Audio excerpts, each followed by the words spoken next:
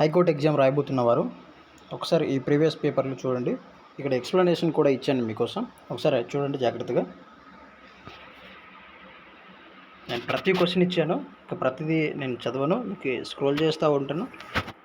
వీలైన వాళ్ళు రాసుకోండి, ఓకేనా?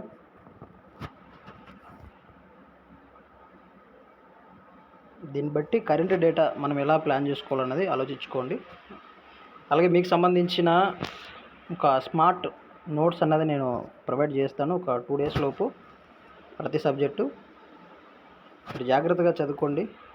మీ సక్సెస్లో ఫ్యూచర్ ఆఫీసర్స్ తెలుగు ఒక పాత్ర అవ్వాలనేసి చిన్న ఆలోచన మాత్రమే.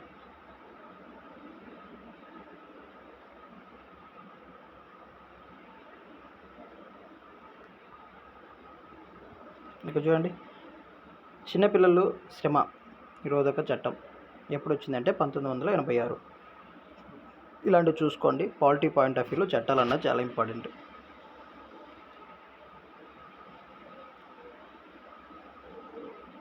సుప్రీంకోర్టు ఎప్పుడు అమలులోకి వచ్చింది, పాలిటీ నుంచి బిట్స్ పడుతున్నాయి, జాగ్రత్తగా చూసుకోండి. ఓకే, ఓజోన్లో ఎన్ని అణువులు ఉంటాయి అంటే O3 కదా మనం రాసేది, అలా చూసుకోండి. ఆప్టికల్ ఫైబర్ ఏ సూత్రంపై ఆధారపడి ఉంటుంది, ఇది అందరికీ తెలిసిందే.